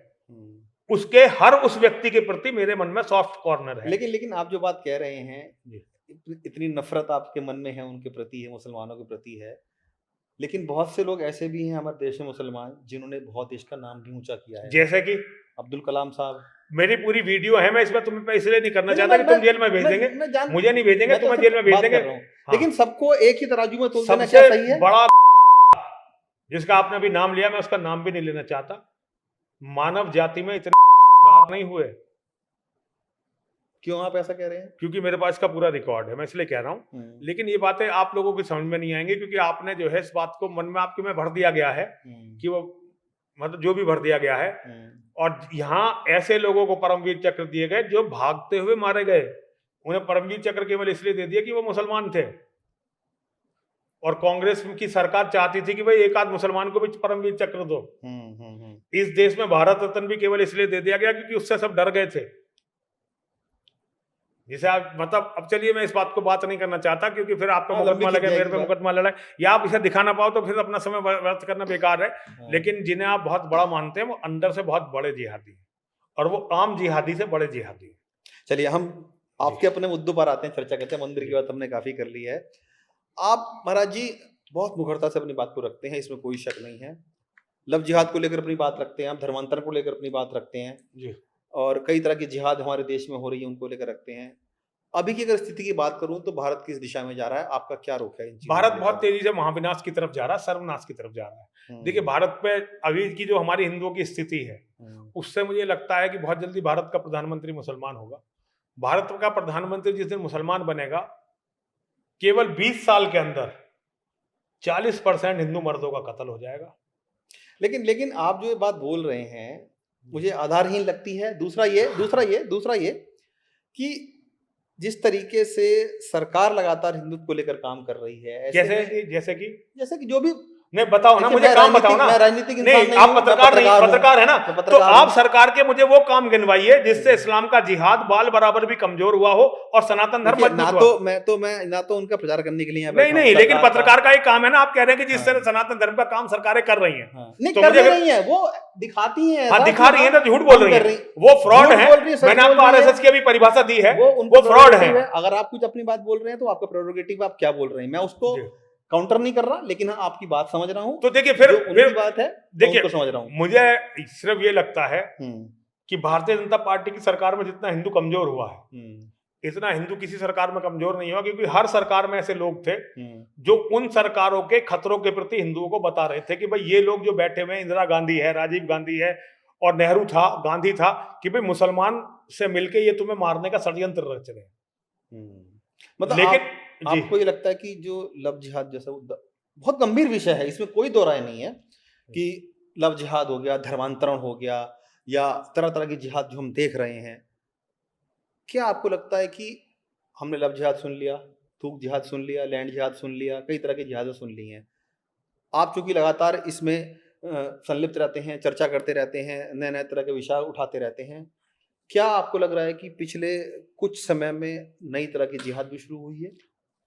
देखिए, पहले तो जिहाद को समझिए कि कुछ भी करके, कैसे भी करके काफिर और मुशरिक का कत्ल करना, उनकी औरतों को उनसे छीन लेना, उनके मठ मंदिरों को तोड़ लेना और उनकी संपत्ति पे, धन संपत्ति पे कब्जा कर लेना, ये है जिहाद। कुछ भी करना पड़े। साम दाम दंड भेद। साम दाम दंड भेद भी बहुत छोटे हैं। हिंदुओं के में तो साम दाम दंड और भेद ही आते हैं, उनके में बहुत कुछ आता है। जैसे कि मुसलमान को अगर किसी काफिर का कत्ल करना है, मुशरिक का कत्ल करना है, और आज वो कमजोर है, तो अपनी बेटी को, अपनी पत्नी को भी इस काम के लिए प्रयोग करेगा। कैसे प्रयोग करेगा, ये भैया तुम समझते रहना अपने आप। हिंदुओं के उसमें ये नहीं आ सकता भाई, हिंदू कोई भी ये काम नहीं करेगा। जो लोग गिरे हुए हैं वो पैसे के लिए करते होंगे, 2-4 लोग, और राजनीति ने ऐसे बहुत सारे हिजड़े बना दिए, लेकिन हिंदू धर्म के लिए काम नहीं करता। तो जिहाद का कोई भी रूप हो सकता है जिससे काफिर खत्म हो, काफिरों के मठ मंदिर टूटे, उनकी बहन बेटियां इनकी और इनकी गुलाम बने, उन हिंदुओं की संपत्ति उनके हाथ में जाए, ऐसा कोई भी काम जिहाद है, उनके लिए सबसे पुण्य का काम है। लेकिन महाराज जी, लव जिहाद ठीक है, बहुत इस वक्त हमारे देश में चर्चा में है जी, लेकिन हमारा देश कानून से चलता है। नहीं चलता, ये गलतफहमी निकालिए, कानून से ये देश नहीं चलता। जी, सवाल जो है मेरा, जी जी जी, क्योंकि देखिए मैं तो देखिए सवाल ही गलत है, कानून से देश नहीं चलता। आगे चलिए, आपका अपना मत हो सकता है। नहीं नहीं, ये सत्य है, आप इसे झुटला दीजिए, सत्य है। अगर कानून से चल रहा होता तो एक बेचारा आत्मसमर्पण करने गया भरत तिवारी, उसे ऐसे कैसे गोली मार दी जाती? वो जांच का विषय है, जांच का विषय है ना, लेकिन कानून तो नहीं है ना उसमें कहीं भी। क्यों नहीं कानून है? कहाँ है कानून? पुलिस वालों ने कत्ल कर दिया भाई, जांच जैसे पुलिस वाले चाहे कानून, हाँ तो कानून के, देखिए अब जांच कौन करेगा? अब जैसे एसआईटी की, राम जन्मभूमि की एसआईटी, जो चोरी कर रहे थे वही जांच करेंगे। कहाँ है इसमें कानून भाई? आरएसएस वालों ने चोरी करवाई, आरएसएस वाले जांच करेंगे, कहाँ है कानून भाई? ये आप केवल कानून के नाम लेके, जो कानून के दलाल हैं, जो देश के दलाल हैं, जो धर्म के दलाल हैं, वो आम जनता को मूर्ख बनाते हैं। कानून इस देश में मैं कभी नहीं मानूंगा कि इस देश में कानून है और कानून का राज है, मैं कभी भी नहीं मानूंगा भाई, मर जाऊंगा, मानूंगा नहीं। तो क्या जो युवा, चाहे वो लड़की है लड़का है, दोनों की तरफ से, चाहे लड़की लव जिहाद कर रही हो, लड़का लव जिहाद कर रहा हो, हिंदुओं को दोनों की तरफ से इसका खतरा है या सिर्फ? दोनों तरफ से खतरा, दोनों तरफ से हिंदू मारा जा रहा है, दोनों तरफ से हिंदू को इसका खतरा। अभी कोई हाल फिलहाल में प्रकरण आया आपके सामने ऐसा? ऐसे तो हजारों प्रकरण हैं आसपास में, आपके क्षेत्र में? आसपास में देखिए हजारों प्रकरण हैं, हमारे आसपास के क्षेत्र में कई लोगों के प्रकरण हैं भाई। क्योंकि आप जिस क्षेत्र में रहते हैं, बहुत बुरे बुरे प्रकरण। देखिए इस डासने में तो ऐसी घटनाएं क्या नहीं होती, यहाँ तो माँ की और महादेव की कृपा है, हमारे कस्बे में ऐसी घटनाएं नहीं होती, होती हैं तो हम उसके लिए लड़ते हैं। और यहाँ लोग भी अब बहुत जागरूक है। 5% है कुल यहाँ पे हिंदू, लेकिन यहाँ की महिलाएं, जो मेरी माताएं हैं, मेरी बहनें हैं, मेरी बेटियां, वो बहुत मजबूत है, तो बच्चों को संभाल के रखते हैं क्योंकि वो जागरूक हो गई। फिर भी किसी का बच्चा खराब हो जाए तो देखिए इसका कोई रोका नहीं जा सकता, लेकिन खुल के यहाँ मुसलमान भी इसको काम को नहीं करते क्योंकि उन्हें पता है इसका बहुत ही बुरी प्रतिक्रिया होगी। आप अक्सर ये बात कहते हैं कि जो हिंदू परिवार हैं, जो माता पिता हैं उनके, आप उन पर सवाल निशान लगाते हैं कि आप संस्कार नहीं दे रहे हैं, इसलिए हिंदुओं के बच्चे इसमें फंस रहे हैं। बिल्कुल बिल्कुल, पूरी परिवार सिस्टम हिंदुओं का फेल हो गया। परिवार सिस्टम, हिंदुओं ने अपना पूरा पारिवारिक जो सिस्टम था, परिवेश था, वो सब फेल कर दिया क्योंकि हिंदुओं के मन में पैसे की लिप्सा इतनी बढ़ गई कि हिंदू जो है परिवार नाम की संस्था की तरफ ध्यान ही नहीं दे रहा है। तो इसके लिए सब लोग दोषी हैं, हम सब दोषी हैं, खासतौर से हमारे धर्माचार्य इसके लिए दोषी हैं। क्या शिक्षा व्यवस्था हमारी उस तरीके से नहीं रही? शिक्षा व्यवस्था तो हमारी है ही नहीं। शिक्षा व्यवस्था हमारी कहाँ है? शिक्षा व्यवस्था तो हम ईसाई की शिक्षा व्यवस्थाओं में पढ़ रहे हैं। हमारे पास अपनी शिक्षा व्यवस्था कहाँ है? इतनी यूनिवर्सिटीज खुल रही हैं, गुरुकुल तो देखे नहीं खुल रहे हैं।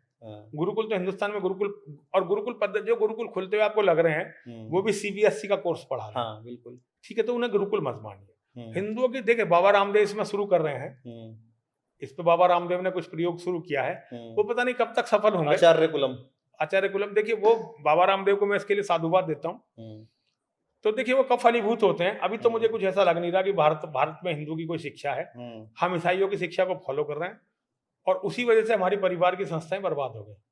क्या आप जो ये बात बोलते हैं कि धर्मांतरण और लव जिहाद के चलते भारत अल्पसंख्यक हो जाएगा बहुत जल्दी, हिंदू अल्पसंख्यक हो जाएगा? नहीं, उसमें मुसलमान जो जिस तरह से बच्चे पैदा कर रहे हैं और हिंदू बच्चे पैदा कर ही नहीं रहे हैं, उसकी वजह से होगा। धर्मांतरण इतना बड़ा मुद्दा नहीं है। धर्मांतरण तो अगर हमारे लोग बच्चे पैदा कर रहे होते तो धर्मांतरण होता भी नहीं।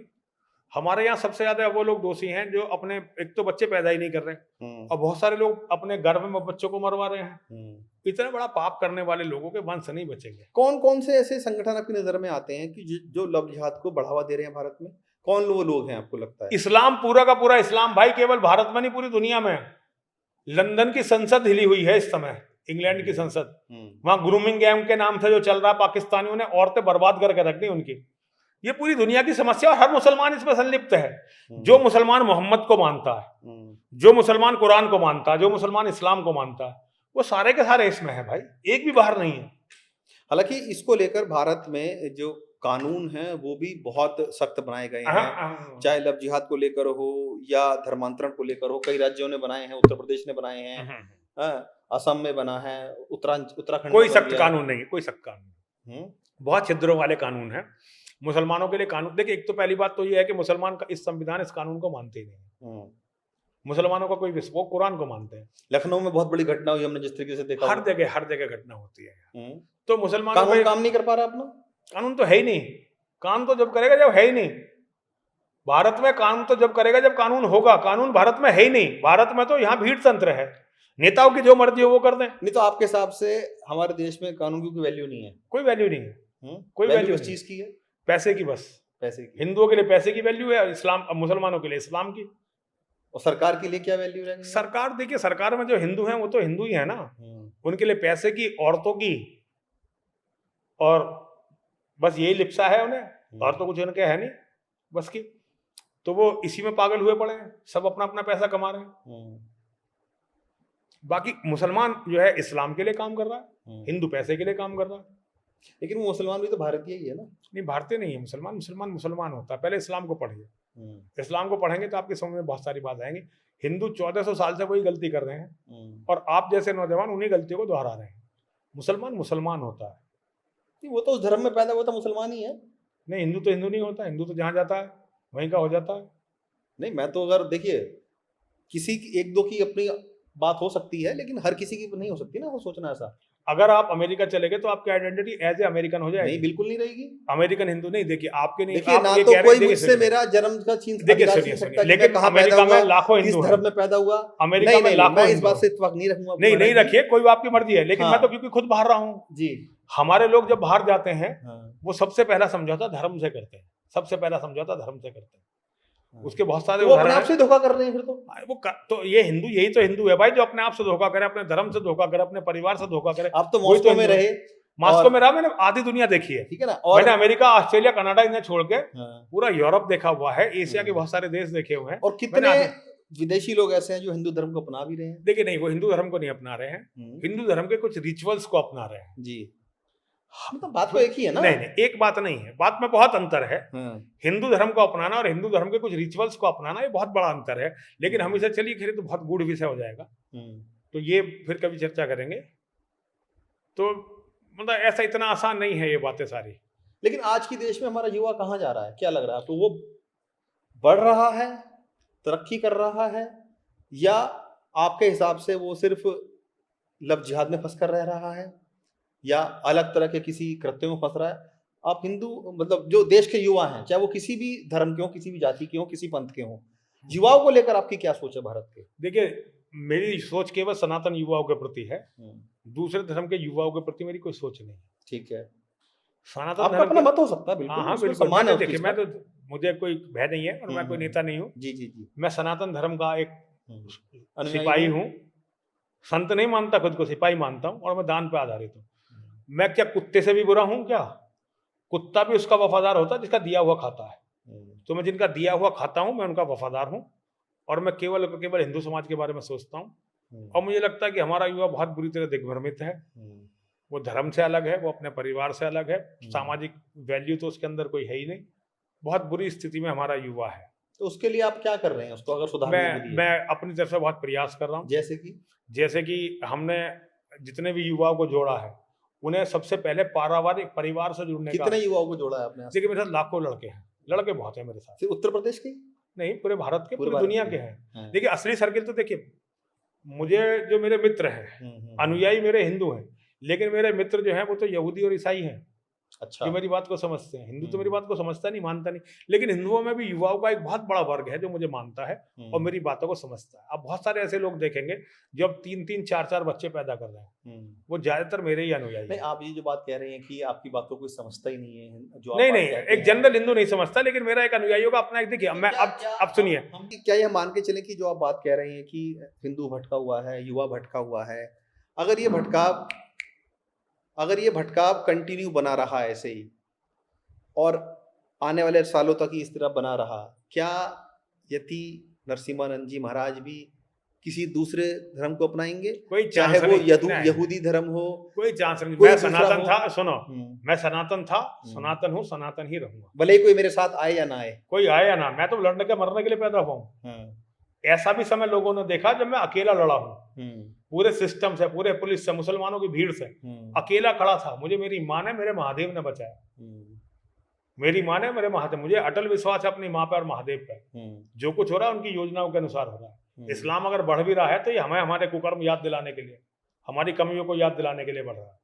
तो भाई हम अपने कर्मों को भुगत रहे हैं। सनातन धर्म में 1% भी इन कुत्ते बिल्लियों के कारण मेरी आस्था डिग जाए, ये नरसिंहानंद की आस्था है, ये नरसिंहानंद के भगवान है।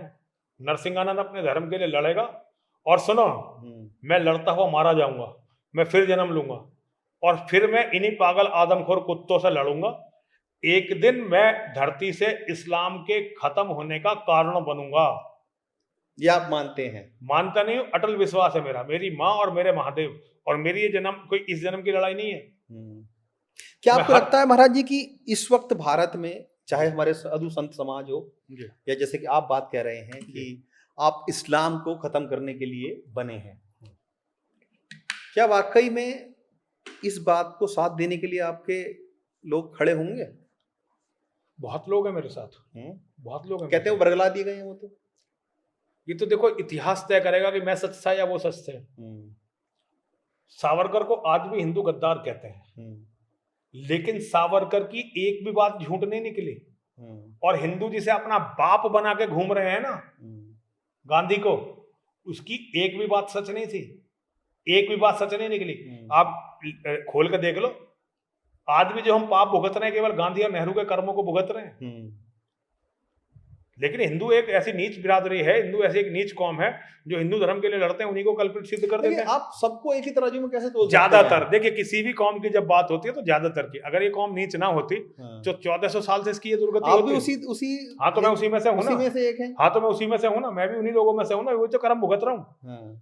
वही तो तो ये कर्म ये कर रहा पाप हूं। हो गया फिर इसका मतलब, ये आप और क्या, हिंदू धर्म में आ गए? नहीं हिंदू धर्म में आना पाप नहीं हुआ, लेकिन मेरे पापों की वजह से आज मैं इसमें घुस रहा हूँ। तो अभी पाप, मैं अभी तो अभी पुनर्जन्म, अभी हाँ, आप जो बात कह रहे हैं महाराज जी, उसमें कॉन्ट्रडिक्शन नजर आता है मुझे। जिस दिन मेरे पुण्य उदय होंगे हाँ, उस दिन मैं वैचारिक रूप से इस्लाम को खत्म कर दूंगा। हाँ, उस दिन मैं अपने युवाओं को, पूरी दुनिया को समझा पाऊंगा हाँ। कि भाई ये तुम्हारे दुश्मन है, और ये तुम्हारे नहीं पूरी मानवता के दुश्मन है, नर पिशाच है। आज की तारीख में भारत का सबसे बड़ा दुश्मन किसको मानते हैं आप? मानवता का सबसे बड़ा दुश्मन इस्लाम है। भारत का सबसे बड़ा दुश्मन? मानवता का सबसे बड़ा दुश्मन मैं इस्लाम फिर है। कह रहा हूँ भारत का बताइए। मानवता से बड़ा भारत नहीं है। मैं भारत की बात कर रहा हूँ भारत का, आपसे। भारत का में हजारों जाति धर्म के लोग रहते हैं, भारत में करोड़ों की आबादी है, 150 इस्लाम करोड़ है भाई, भारत का भी सबसे बड़ा दुश्मन सुन इस्लाम ही लीजिए, है। सुन लीजिए। आपकी हिंदुओं का सबसे बड़ा दुश्मन इस्लाम है, धरती का सबसे बड़ा दुश्मन इस्लाम है। अगर दुनिया में सारे धर्म खत्म हो गए, इस्लाम रह गया, तो भी ये इतना बड़ा खून खराबा मचाएंगे कि आपकी कल्पनाओं से बाहर है। हमारा जो देश है वो 3 तरफ से देशों से घिरा हुआ है।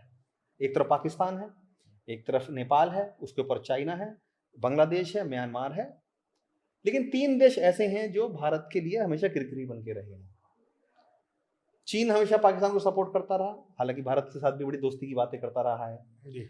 और बांग्लादेश पहले हमारे से इससे थोड़े अच्छे थे, अभी लेकिन जिस तरीके से कट्टरपंथ वो बढ़ रहा है, क्या आपको लगता है कि आने वाले समय में बांग्लादेश भी एक चुनौती बनेगा भारत के लिए?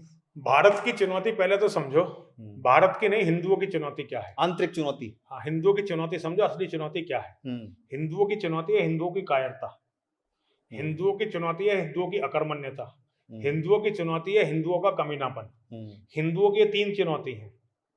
जिस दिन हिंदू अपनी इन 3 चुनौतियों पर पार पा जाएगा, पूरी दुनिया में हमारा दुश्मन कोई नहीं रहेगा, सब हमारी मित्रता चाहेंगे। दुश्मन जो है जंगल है, ये जंगल, जंगल में अगर आप शेर हो तो आपके 1000 दुश्मन हैं। जंगल में अगर आप जो है हिरन हो तो आपके 1000 दुश्मन हैं। लेकिन जंगल में आप अगर भेड़ियों का झुंड हो तो कोई भी आपका दुश्मन नहीं है, कोई भी आपसे लड़ने का साहस नहीं करेगा।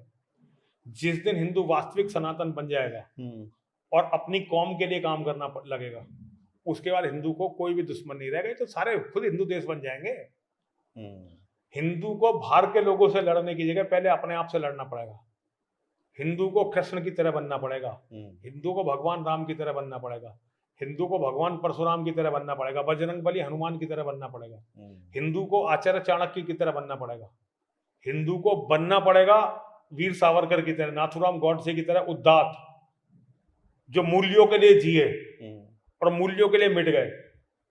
लेकिन हिंदू को गांधी की और मोदी की पूजा करनी बंद करनी पड़ेगी और इनको अपना आइडियल मानना बंद करना उसी पर आने वाला था, मोदी जी पर आने वाला था चलते जी जी जी।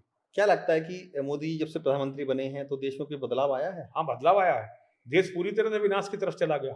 मोदी जी के प्रधानमंत्री बनने से पहले इस देश को एक उम्मीद थी, अच्छा, कि यहाँ कुछ अच्छा होगा। मोदी के प्रधानमंत्री बनने के बाद सारी उम्मीदें खत्म हो गई। मोदी के प्रधानमंत्री बनने का पहली बार मैं ये देख रहा हूँ कि पूरी दुनिया में भारत का एक भी दोस्त नहीं बचा, एक भी दोस्त नहीं। दोस्त तो बहुत सारे बन गए हैं, जैसे कई करीब मैं आपको उसका एग्जांपल दे देता हूँ। दोस्ती देखिए तभी अच्छी होती है जब बनते हैं कि जब आप किसी देश में जाते हैं तो आपको वहां पे सम्मान मिले। सुनिए मेरी बात को। ये प्रधानमंत्री चौहान साहब, बच्चों जैसी बातें मत करो। मैं एक बात बता रहा हूं, दोस्त वो होते हैं, पहले दोस्त की बेसिक परिभाषा को समझो। आपका दोस्त वो है जो आपके दुश्मन को अपना दुश्मन समझता हो। ट्रम्प साहब इतने अच्छे दोस्त हैं मोदी जी के। हाँ, तो वो क्या पाकिस्तान को दुश्मन समझते हैं अपना, या चाइना को दुश्मन समझते हैं? जितना मोदी जी का दोस्त है, लेकिन वो भारत का दोस्त कभी नहीं हो सकता। वो पाकिस्तान को भारत से ज्यादा इंपॉर्टेंस देता है, वो चाइना को भारत से ज्यादा इंपॉर्टेंस देता है, और अब तो बांग्लादेश को भारत से ज्यादा इंपॉर्टेंस देता है। वो भारत का दोस्त नहीं है। मैं मोदी के दोस्तों की बात नहीं कर रहा, व्यापारिक दोस्त है वो। मोदी के देखिए, व्यापारिक दोस्त क्या, दलाली के दोस्त है। वो भी एक व्यापारी का दलाल और व्यापारी है। मोदी जी भी व्यापारियों को दलाल है। मोदी जी के दोस्त जो हैं वो पाकिस्तान को अपना मित्र मानते हैं या पाकिस्तान को अपना शत्रु मानते हैं, इसको आकलन करिए। मोदी के जो दोस्त हैं, जिन्हें आप मोदी जी के बड़े दोस्त बता रहे हैं, वो मैं नहीं बता रहा हूं, जो मीडिया में है कि तो मीडिया में आप भी तो मीडिया, हाँ तो दोस्त देखिए, वो मोदी ने क्या दिखाया। मोदी दो खिला रहा है और हिंदू कह रहे हैं वाह कितना स्वाद है, कितना मजा आ रहा है। तो मोदी के खाने में हिंदुओं को मजा आ रहा है, लेकिन भाई मैं मोदी नहीं खा सकता।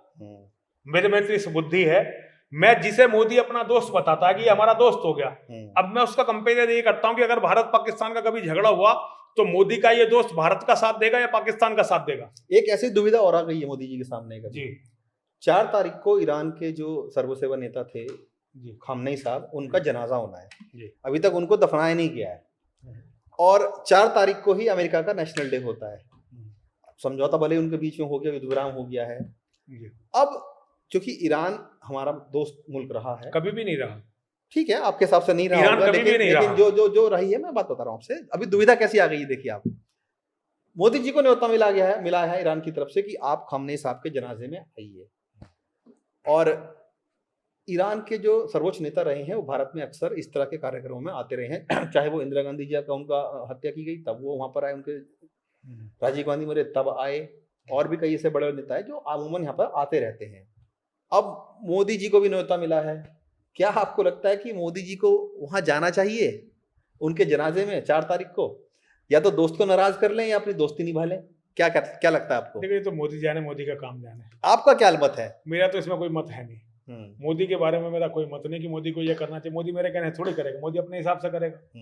मोदी तो वही करेगा जो मोदी के आका मोदी को बोलेंगे। अंबानी जो बोलेंगे, अडानी जो बोलेंगे, और व्यापारियों की जो लॉबी बोलेगी, मोदी वो काम करेगा। अगर मोदी को लगेगा कि वहां कोई उसके हित है मोदी के दोस्तों के, तो मोदी वहां चला जाएगा।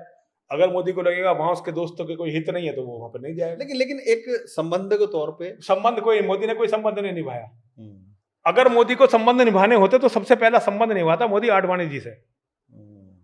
जब सारी दुनिया मोदी के खिलाफ थी तो आडवाणी जी मोदी की ढाल बनकर खड़े हुए थे। मोदी को संबंध निभाना था तो मोदी को पहले संबंध निभाना था डॉक्टर प्रवीण भाई तोगड़िया जी से। मुसलमानों से संबंध कितने दिन के बन गए मोदी के? डॉक्टर प्रवीण भाई तोगड़िया ने स्थापित किया मोदी को, उनसे संबंध निभाने थे। जितने भी उनके साथ के थे सब मोदी को संबंध निभाना था, तो मोदी को संबंध निभाना था नरसिंहानंद से। मोदी को प्रधानमंत्री बनाने के लिए हमने क्या क्या किया, ये आप संघ के लोगों से जाकर पूछो। जिन कामों के लिए कोई नहीं जाता था उन कामों के लिए मैं जाता था। लेकिन ये बहुत ही वाहियात लोग हैं, ये कोई संबंध नहीं निभाते। ये व्यापारी भी नहीं है भाई, व्यापारी का भी अपने कुछ सिद्धांत होते हैं, ये तो व्यापारियों के दलाल हैं। तो मोदी जी कोई संबंध नहीं निभाते। मोदी जी अपने हित देखते हैं, जिसमें उन्हें हित लगेगा मोदी जी वो काम कर लेंगे। संबंध नहीं निभाते मोदी जी। नरसिंहानंद जी, हम बिल्कुल अंतिम उसमें हैं। मैं आपसे 10 रैपिड फायर राउंड के सवाल पूछूंगा, जिसका आपको 1-2 शब्दों में आंसर करने हैं।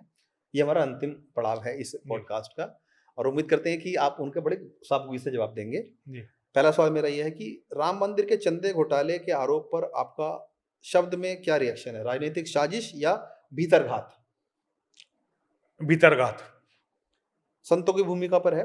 आज के दौर में देश के ज्यादातर बड़े संत धर्म की रक्षा कर रहे हैं या सत्ता की परिक्रमा? परिक्रमा से भी ज्यादा चाटुकारिता। आलोचक कहते हैं कि आपकी भाषा संतों वाली भाषा नहीं है, चूंकि आप संत हैं, महंत हैं, बल्कि सड़क छाप राजनेता जैसी आपकी भाषा है। इस पर आपकी एक लाइन सफाई क्या है? सड़क छाप? सड़क छाप शब्द मेरे नरसिंहानंद के लिए, उस व्यक्ति के लिए जो इस्लाम की से लड़ाई का सबसे अग्रगण्य। भाषा को लेकर आपकी भाषा, योद्धाओं की भाषा क्या है, दलाल तय करेंगे। एक मुझे आगे वाला समय बताएगा कि नरसिंह, सच को नंगे तरह से रखना मेरा काम है। अगर जिन्हें एक शब्द में, जिन्हें सच सड़क छापी लगता है, उनके बारे में कमेंट करने की जरूरत नहीं है मुझे। बिल्कुल। अगर कभी देश में संविधान, कानून और आपके धर्म के सिद्धांतों में टकराव हो तो आप किसे चुनेंगे? अरे ये तो कोई मेरे सामने तो प्रश्न ही नहीं है। संविधान को मैं मानता ही नहीं, धर्म को मानता हूँ, सनातन धर्म को। आप युवाओं को शस्त्र उठाने की सलाह देते हैं, क्या आपको डर नहीं लगता कि आप युवाओं को सन्यासी नहीं बल्कि अपराधी बना रहे हैं? मैं अपराधी नहीं, योद्धा बना रहा हूँ। लेकिन इस देश कानून से चलता है ना? कानून से नहीं चलता ना। हर योद्धा जो अपने परिवार में अपनी माँ, अपनी बहन, अपनी बेटी, अपनी पत्नी, अपनी प्रेमिका की रक्षा में संभव हो, सक्षम हो, जिसकी बहन बेटियों को लव जिहाद के नाम पर बर्बाद न कर दिया जाए, मैं ऐसा योद्धा हर व्यक्ति को बनाना चाहता हूं। और यही सनातन धर्म है, मेरा धर्म यही कहता है। छठा सवाल है मेरा, डासना मंदिर के बाहर जो पाबंदियां हैं वो मंदिर की सुरक्षा के लिए हैं या आपके अहंकार की संतुष्टि के लिए? मुसलमानों के आने पे पाबंदी है इसमें, और वो भी मुसलमान जो, अगर मुसलमान भी कोई अगर सनातन में आस्था रख के आता तो कोई पाबंदी नहीं है, किसी पे कोई पाबंदी नहीं। मुसलमान हमारे मंदिर में क्यों आएगा? सनातन धर्म है, मैं मुसलमान को मंदिर में बिल्कुल भी नहीं आने दूंगा। भारत को हिंदू राष्ट्र बनाने का दावा करने वाली पार्टियां क्या वाकई में वो फ्रॉड है? वो फ्रॉड है। 29 से पहले चुनावी लॉलीपॉप है। ये सब धोखेबाज हैं। हिंदू राष्ट्र बनाने में किसी का विश्वास नहीं है, वो केवल इसका प्रयोग करते हैं अपनी सत्ताओं को प्राप्त करने के लिए। यति नरसिंहानंद को इतिहास किस रूप में याद रखे? एक सच्चा हिंदू रक्षक या समाज में नफरत फैलाने वाला? अगर हिंदू बचा तो मुझे हिंदू रक्षकों के रूप में याद करेंगे, और अगर हिंदू खत्म हो गया तो मुसलमान भी जो है मुझे ही याद रखेंगे उस व्यक्ति के रूप में जिन्होंने उनका सबसे ज्यादा विरोध किया। आपके ऊपर दर्जनों मुकदमे हैं, आप खुद को धर्म का शहीद मानते हैं या कानून तोड़ने वाला एक अभियुक्त? मैं अपने आप को धर्म का एक छोटा सिपाही मानता हूँ, बहुत छोटा सिपाही। इतनी मेरी पहचान है, इससे अलग मेरी पहचान नहीं है। हिंदू समाज की सबसे बड़ी कमजोरी क्या है या बीमारी क्या है? हिंदू खुद या बुजदिली? कायरता, अकर्मण्यता और कमीनापन, ये हिंदुओं की सबसे बड़ी कमजोरी है। देश के बाकी फायरब्रांड हिंदुत्ववादी नेता अपने साथ मंच पर साझा करने से क्यों कराते हैं आपको? क्योंकि वो सच नहीं सुनना चाहते, वो सच सुनना नहीं चाहते। वो चाहते हैं कि मैं मोदी जी की, योगी जी की तारीफ में पहले कसीदे पढ़ूं और फिर कहूं या आप उनके लिए अछूत हो गए हैं? अछूत की, मैं अछूत तो हाँ, ये है, बिल्कुल सही शब्द है मेरे लिए। मैं राजनीतिक, सामाजिक और धार्मिक रूप से एक अछूत व्यक्ति हूँ, ये सब सच है मेरे लिए। आखिरी सवाल है मेरा, क्या आपका यह उग्र आंदोलन आपके बाद भी टिकेगा या सिर्फ आपके व्यक्तिगत पब्लिसिटी? ये तो मेरी माँ जाने, मेरे महादेव जाने। लेकिन सुनिए, मेरे लिए इस जन्म का कोई महत्व नहीं है। मैं फिर जन्म लेके आऊंगा और मैं फिर इसी लड़ाई को लड़ूंगा। परिणाम क्या होगा ये मेरी माँ जाने, मेरे महादेव जाने। शुक्रिया हमसे बात करने के लिए महाराज जी, और आपका बहुत बहुत शुक्रिया आने के लिए। शुक्रिया नहीं, धन्यवाद। धन्यवाद करेंगे बिल्कुल, धन्यवाद आपका यहाँ आने के लिए और मेरी बात सुनने के लिए। हर हर महादेव, हर हर महादेव, हर हर हर हर महादेव, हर हर। ये थे महंत यति नरसिंहानंद जी महाराज, जिन्होंने अपनी बात को बड़ी साफ गोई से रखा है, हर सवाल का जवाब दिया है बिना किसी झिझक के। और हालांकि जो इनकी एक खासियत है कि आक्रामकता से अपनी बात को रखते हैं, आज भी वही रूप उनका देखने में आया है। उम्मीद है कि आपको ये पॉडकास्ट पसंद आएगा और अपनी राय हमें कमेंट बॉक्स में जरूर लिखें कि आपको महंत जी की आवाज़ वाणी सुनकर कैसा लगा। क्या वाकई में जो अलग जगाने का काम ये कर रहे हैं हिंदुओं में, इनके जरिए जाग रही है, नहीं जाग रही है? कमेंट बॉक्स में हमको जरूर बताएं। धन्यवाद हमसे हमारे साथ जुड़ने के लिए।